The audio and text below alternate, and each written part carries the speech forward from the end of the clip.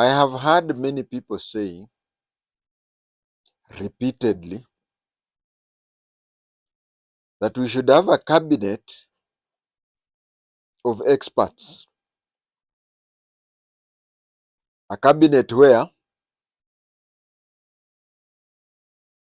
let's say, the Ministry of Health, the cabinet secretary is a doctor, a medical doctor. Ministry of Education, the Minister for Education to be a tutor, somebody who has spent so many years teaching. I'm against that. Of course, in the Kenyan Constitution, there are some positions which must be taken up by experts. For example, Ministry of Finance. You have to have a person, although he or she is a minister like any other, but you cannot just take a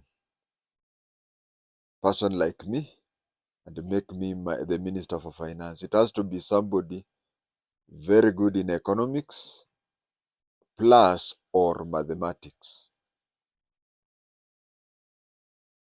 We have such few, that is the one which comes first to the mind. But to me, if I look at the history of Kenya's ministers, some of the worst performing ministers have been people with that background. Let us take the Ministry of Health.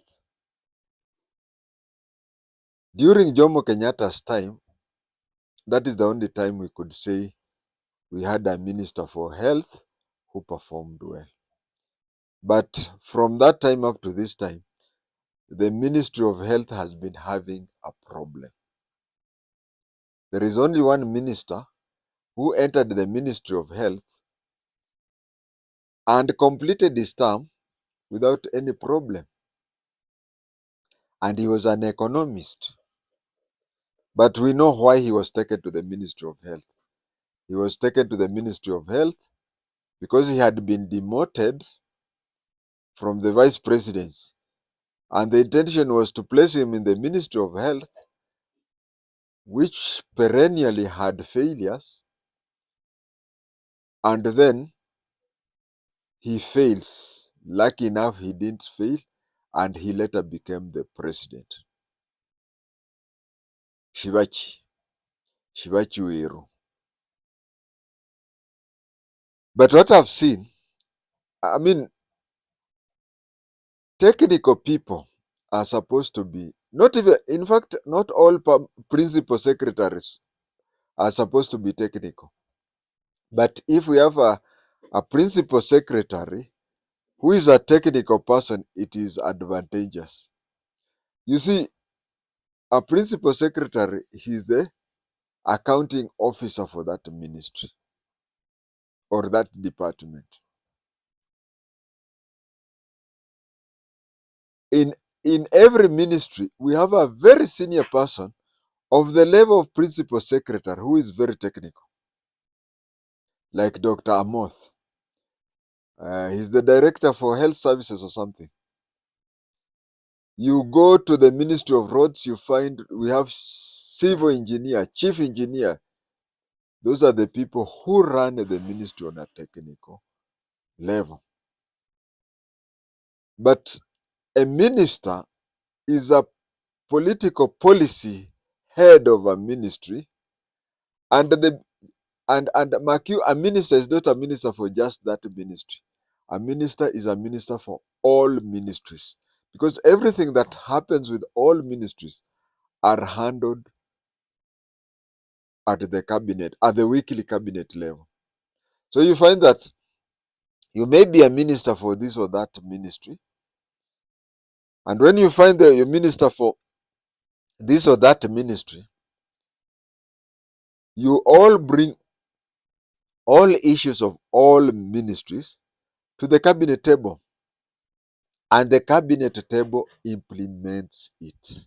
So it is it just happens that whatever the, for example, Ministry of Health, whatever the principal secretary, whatever the director of medical services advise the minister, that is what the minister takes to the cabinet. Lastly, we have had problems where ministers or even assistant ministers have been from that ministry. You see, if you are an expert in that ministry, and you previously you'd become an MP, and then either you're taken an assistant minister or a minister. You have done that from the political front. So you are going to oversee colleagues, some of whom were your seniors. I remember Professor George Eshiwani, the longest serving vice chancellor of Jomo Kenyatta. Is it Kenyatta University? Yeah. If it is not Kenyatta University, then it is Jomo Kenyatta University. He had been a vice chancellor there for a long time. And when he was the vice chancellor there, he was not on good terms with Dr. Kilimi Mwiria. Dr. Kilimi Mwiria, a PhD holder,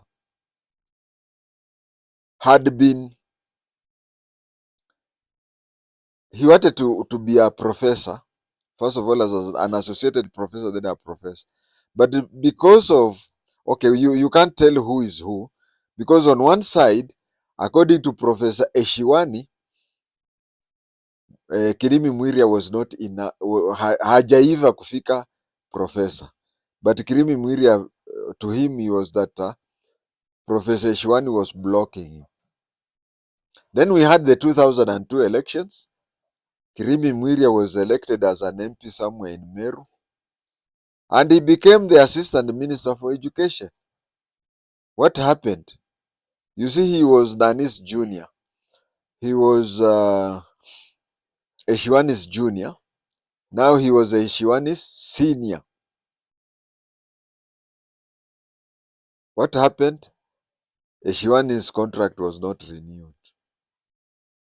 And you see, in law, we say that we have an element of this thing they call reasonable doubt. We have a reasonable doubt that Kilimi Mwiria may have affected early retirement of Eshiwani. That is one example I want to give. Another example of people heading ministries where they are experts. Take an example of the late Magoha and the Kisi Matiang'i. When they were in the university, Matiang'i was a lecturer and Magoha was the vice chancellor, Nairobi University. Then it went up. Matiang'i, although Matiang'i did a contest for or he did not win an electoral seat, he came in as a cabinet secretary for education. And among the people who were below him was Professor Magoha, his former boss. Okay, this happens that their relationship may have been good because it was during Magoha's time that it was during Matiang'i's time that Magoha completed his term at the University of Nairobi, then went to be the NEC chairman. He went to be the NEC chairman. And when the president felt that, of course, Matiang'i was a good minister for internal affairs. So when the president felt that Matiang'i should go to the internal security, they consulted and Matiang'i said the best person to take over from me in education is Magoha. So you can see a situation where the cabinet secretary or cabinet minister is working with somebody whom they have a past with. With all due respect, uh, if you ask me, Matiang'i scored very high in the Ministry of Internal Affairs. But the first time Matiang'i was being saluted is maybe when he was a minister. But alisimamia maafande vizuri sana. I can say today that the only bad thing, the only unministerial thing that Matiang'i did was to confront the deputy head of state head on. But with all sincerity, Matiang'i did his job very well. And in fact, if he reaches a place and they forgive each other with the current president, I would be the first one to say that atafutiwe kitu, especially in a ministry that either internal affairs or even the Ministry of Defense. That one I would say that. Now let us look at the Ministry of Defense. How many military officers have joined politics? Several. We have Mulinge. Mulinge became a minister.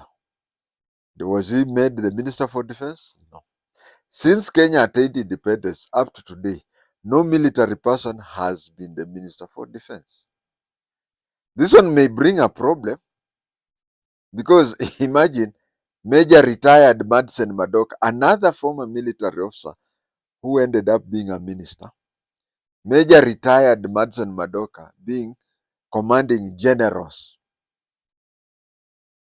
We also had Conchela from Narok.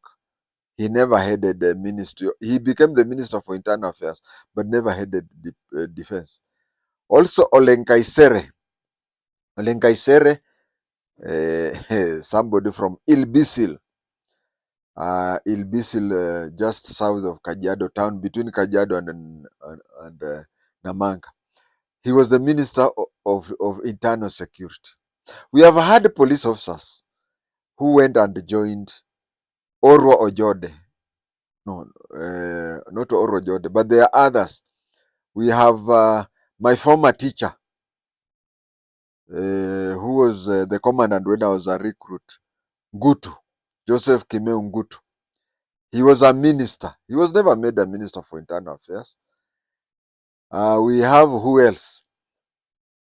My teacher also, when I was in Kiganjo as a recruit, Ngutu was the commandant, and the one who taught me how to shoot was John Haron Mwao. John Haron Mwao became a politician. He was never made, he even ended up as an assistant minister. He was never made an assistant minister in the internal affairs, internal security. So what I would say is that this thing about history has shown us that look at Matiang'i. Matiang'i was a university professor. Magoha, if Magoha was still alive today, Magoha was a dentist and a university professor. But I can tell you, if Magoha was alive today, he would make a very good internal security minister. So hii maneno ya kusema ati because you used to work there, no, you have seen those instances, and I would be the last person to say that let us just take agriculture, then we take an agriculturist there because he's an agriculturist. We need people who can implement things across board. And as I've said, you can see in our past, we have always had technocrats who can suit anywhere. And you can even see when Uhuru and Ruto started their first cabinet, I think there was one or two, Charity Ngilu and maybe somebody else, but most of them were technocrats. What happened? 6 months after even being sworn in and forming the government, I don't think anybody on the street would recognize any of the cabinet secretaries. So please, uh, we agree that let us just have people who can fit anywhere to be made competent ministers. And I've also seen that people with political background or Ngao background can make good ministers. Thank you.